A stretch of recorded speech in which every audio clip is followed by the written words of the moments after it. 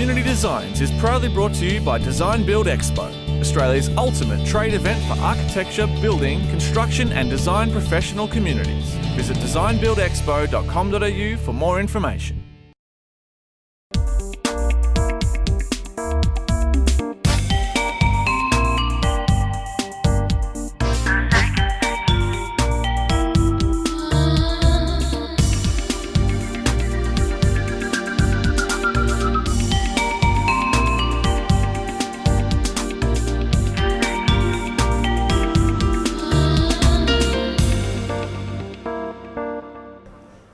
Hi, my name's Monique Woodward and this is another episode of Community Designs.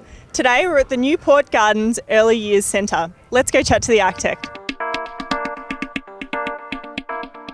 I'm standing in the foyer with Kate Reid, Senior Associate at Brand Architects. Kate, tell us why this is such an important piece of social infrastructure. Well, a building like this is important because it represents an important piece of civic infrastructure to the community, and this place is particularly important because it's an integrated early years service centre. So it has brought together 5 previously existing services that were operating within the city of Hobsons Bay. So it brought together a kindergarten, a long day care, a toy library, maternal and child health, and then early intervention services from Uralla. And a centre like this often represents a family's first engagement with services provided by the community.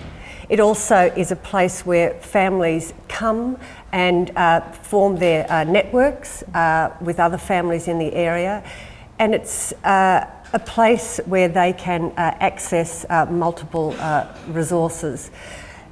The early integration model for service delivery for early childhood services, really from 0 to 8, is essential in providing the opportunity for linked service delivery from maternal and child health, specialist intervention services, kindergarten and long day care.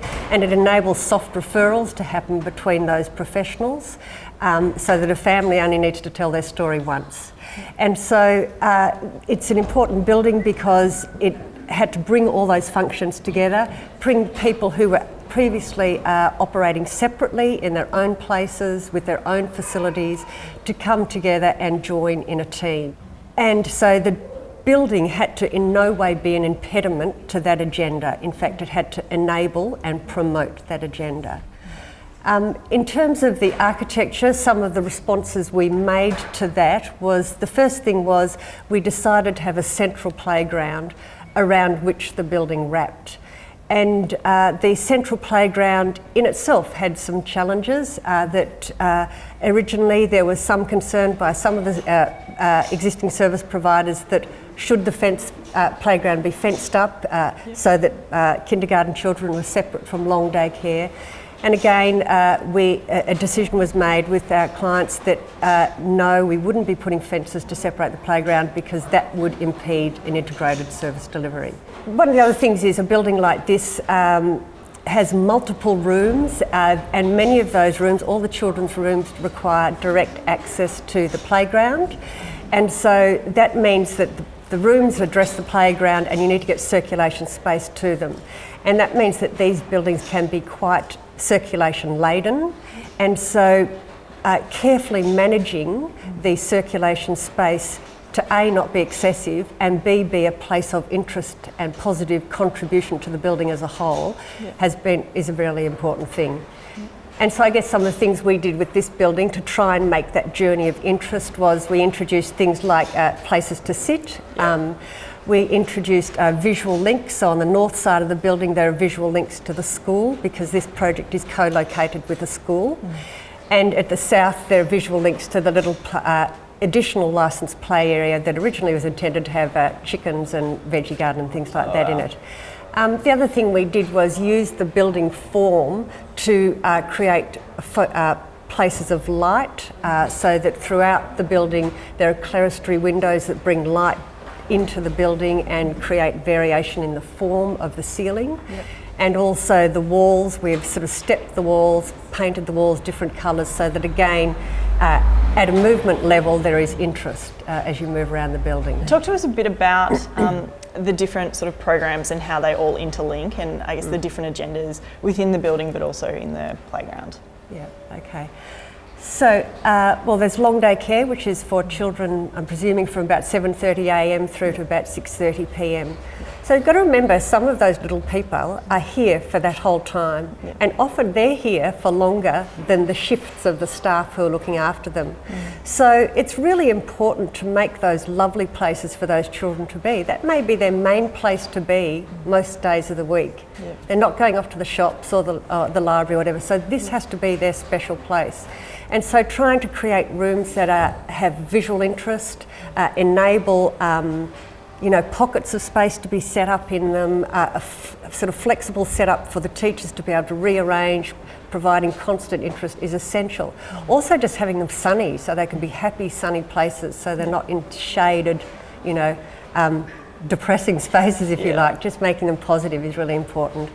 And I must say, one of the centres that the children from long day care came from to here was an older building, not purpose-built, and many of the children were in south-facing rooms that were sort of not well lit, and it's just such a change for those children to come to a place like this. And so there's the long day care, and then there's the kindergarten, which offers sessional programs for children here. So they're here for a shorter period of time. Again, the idea is that they would then be transitioning through to primary school, and so that's why we've got the strong visual links between the kindergarten rooms and the primary school beyond. Then obviously there's the maternal and child health, which is where young parents and mums will come when they first had their child. So you come home from hospital, you perhaps see your GP, and then you go see a maternal and child health nurse. And so really it's their first port of call with their new chapter in life, which is family. And so it's essential those spaces are really comfortable, so making sure that the waiting area is relaxed and has furnishings that deal with vomiting babies and toys and all those sorts of things. Ensuring also that the maternal and child health nurses have a safe work environment, because they will very often work after hours. They'll offer evening sessions and weekend sessions when no one else is here. So managing security arrangements and access arrangements and visual supervision arrangements for the maternal and child health nurses is an important part of a design in a building like this. And then obviously there's the early intervention services which Urala offer. So, it's very often that if a child is not typically developing, that will be identified here, whether it's by a maternal and child health or kindergarten teacher. And so to have Urala here, who can offer speech pathology, physiotherapy, occupational therapy, is really essential for those families to get them on a road forward. Should we go check out one of the rooms? Let's.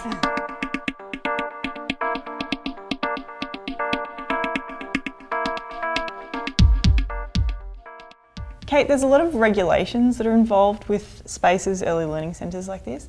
Maybe talk us through about the mechanics of those. Sure.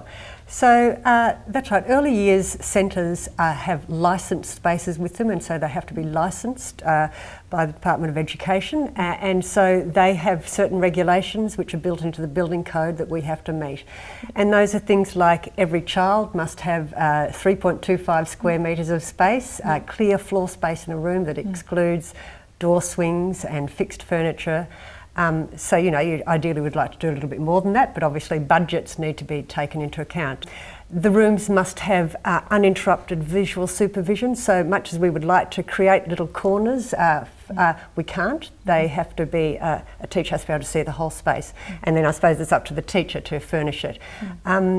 Then there are the toilets. The toilets have to be directly accessible to both the playroom and the outside, so often we're placing toilets where typically you wouldn't in a building place them. The windowsill heights are regulated, both in terms of the links to the toilet from the room and the toilet to the outside, and also a certain percentage of the windows within the room have to be of a certain height to ensure children can see out. Door handle heights, that little children aren't able to escape the building, and so that's another regulation, for example. Yeah. But you do have these sort of beautiful windows here, and then these coloured ones. Yeah. I mean, the challenge of a building like this is that it's a public building, and we want it to be a public building because that occupies a sort of certain status in the community, and it should be held in esteem. And so they're not domestic buildings, but they are buildings that still require intimacy of scale. Children are here, families are here, so there has to be a sort of fusion of the public and the intimate. And we try to explore that with detailing. And so, for example, this window behind us, it's been detailed so that it's down at a child's level, and the child would be looking directly out onto the playground where other children are playing. They can also see from that into the foyer, see people arriving.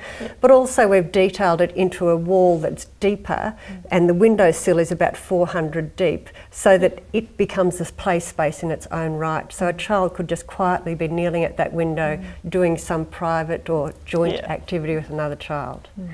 And then I suppose there's these other windows here which are of different shapes and sizes and colour, so that each of them has got a different colour. And again, that's giving children and people of different sizes an opportunity to view through into the foyer beyond with different perspectives, and that the colour also changes that perspective of the space beyond. So it's that way we try to bring the intimacy into a public building. And then over here you've got a big sort of volume that's very light filled. That's right. So this room is particularly challenging because, as I said, in the C-shaped building where you've got circulation running around the back of it, it meant that this building, this particular room, actually doesn't have direct northern light. It faces south onto the playground. So we've designed it so that we've got large clerestory windows that pick the north light up, and we've also at a low level got windows that connect through across the circulation space to the school beyond. So this is one of the kinder rooms where children will be transitioning through to school, and so we've, through the window of designs, enabled that visual link where they can see what they might be doing next year or the year after. Yeah, no, the link circulation space is quite fabulous with the little bench seat in there as well. Yeah, that's right. So that's, as I said earlier, we tried to activate the circulation spaces by making events within them, and so we've provided a seat there where parents would be sitting when they're waiting to pick their child up, and we've detailed that with a lower window head so that it encourages you to sit down and get a different view out across the playground to the children beyond. Should we go check out the playground? Let's.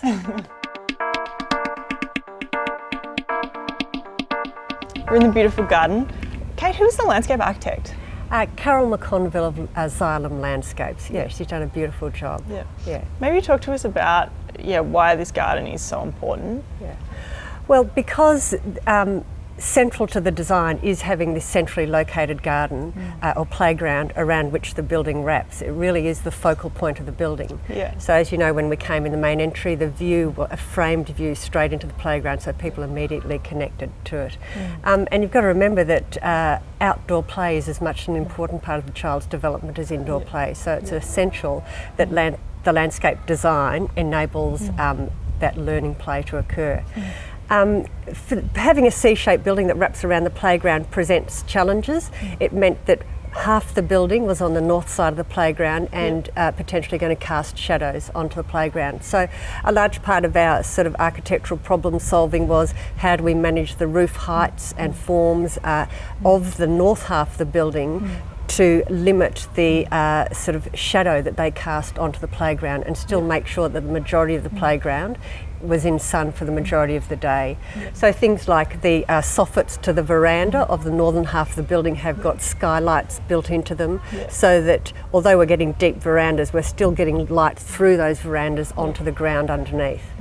One of the other things is verandas are essential in early childhood play settings because the transitional space between inside and outside is an active play space in its own right, and those little spaces get colonised with equipment and furniture and all sorts of stuff. So they've got to be of a proportion to enable that to occur, and the building has to be detailed so that we're getting effective opening sizes and links from inside to out so that that seamless transition can occur.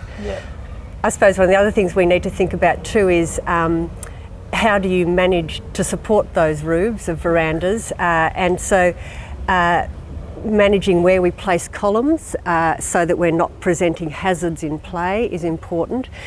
But at the same time, we've got to balance that against where we're going to place downpipes. We've got to drain the roofs and we've got to get water off the roof at some point. So strategically locating columns so that we can mount downpipes and still keep children safe is a detailing question. I suppose the other thing too is because verandas form such a big part of the building form, being thoughtful about how they are integrated into the building design. You know, are they a separate element? Are they part of the principal roof form? Are all things that we explored here. And in this instance, we endeavoured to make, we pursued the thought that they were integral to the principal roof form rather than a secondary roof form. One of the other things with the landscape and the building form is that it's nice, well, we like the idea that you can set up a geometry for the roof and the building, and that the landscape can have its own geometry meandering in and under that, so that there's a lovely fluidity between the edges of the landscape and building. And so that Carol achieved that beautifully here with the way the paths and so on work.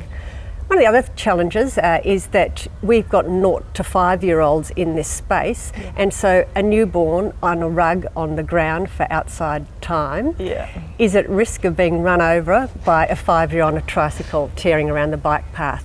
So although we didn't want to set up any fences in the playground, that was essential, we did use landscape elements to manage some of that movement of children. So you can see we've got bollards and so on in the grounds here, and sort of used little timber stumps to create a sort of a movement slower and an impediment to that sort of potentially risky behaviour. But yet still it's an integral landscape element. The other thing is that because Newport Gardens is located in Hobson's Bay Council and it's a seaside suburb, the whole of the landscape design is sort of nautically beach themed. So we've got, you know, the little walkways here and the piers, I should say, which have got the bollards like tying up at the piers, and then they've got little fish cut out of them, and then we've got a boat. And so, it's all been themed to the locality of the project. Yeah, awesome. Thank you so much, Kate. We really appreciate it. Good.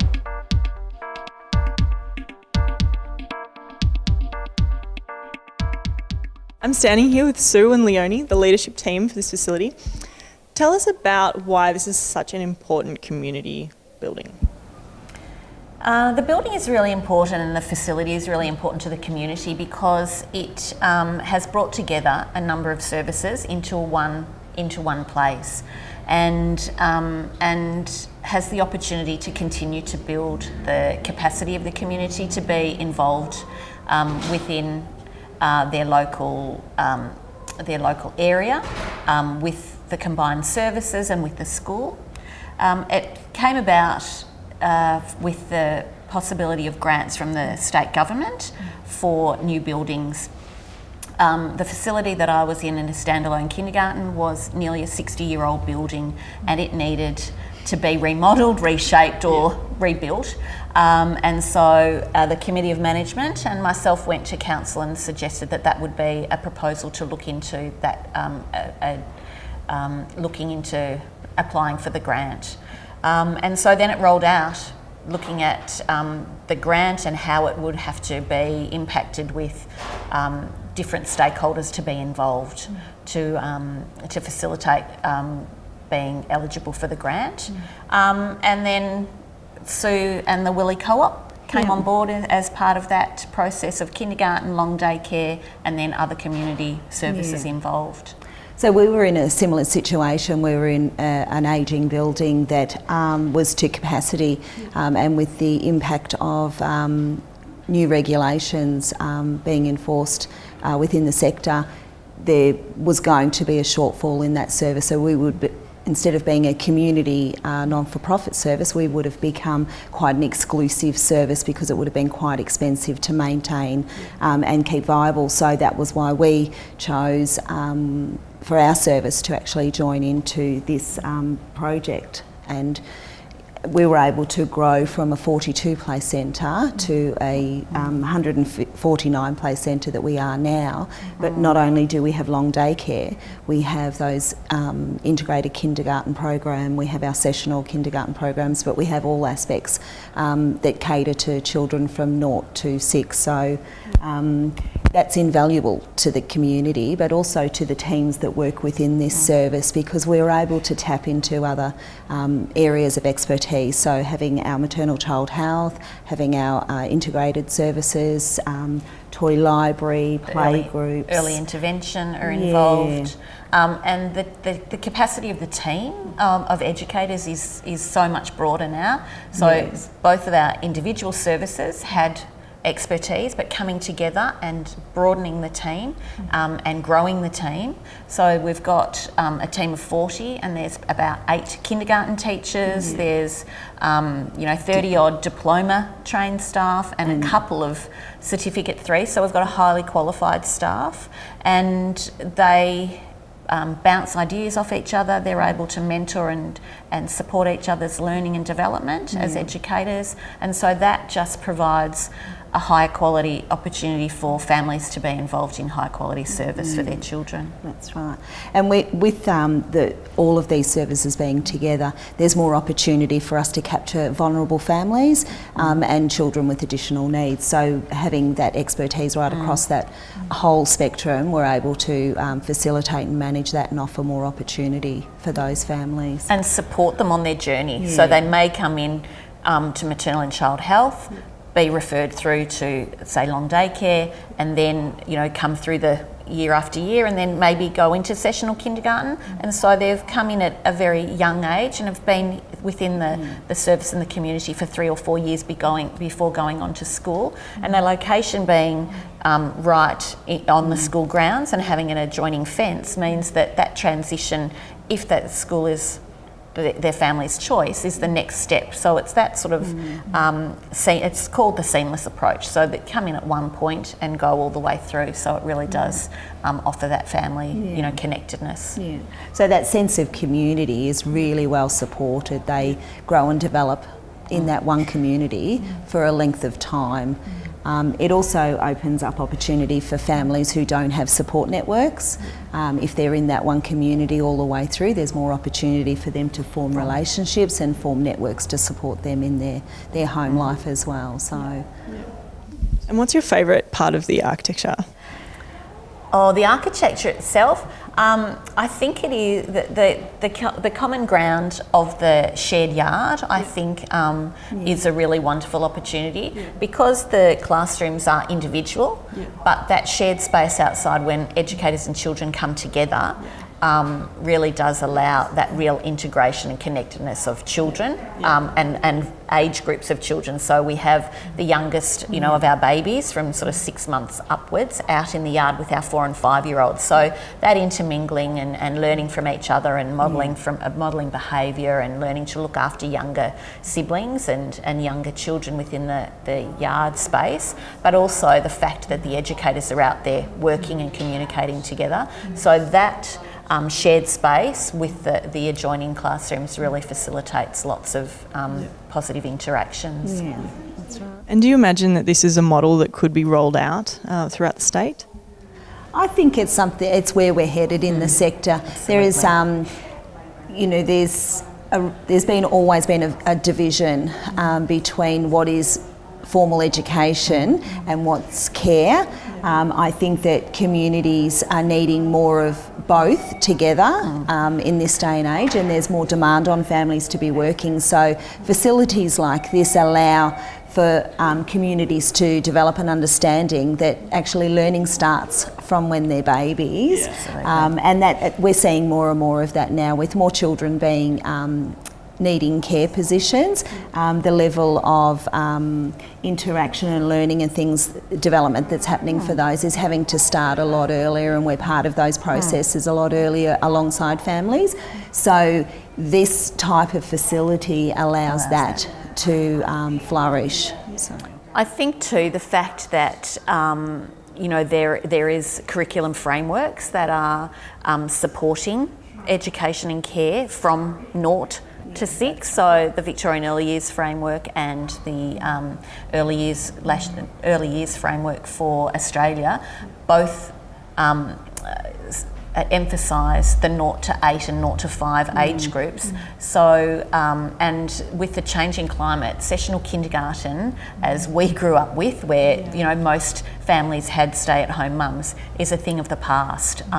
And trying to hold that dearly in a space is no longer valid. We need to be moving forward, being innovative and creative about the way that education and care is provided for today's communities. Thank you so much for providing these insights into this facility. I think that it's a remarkable space, and obviously the kids are really enjoying it. Join us next week for another episode of Community Designs.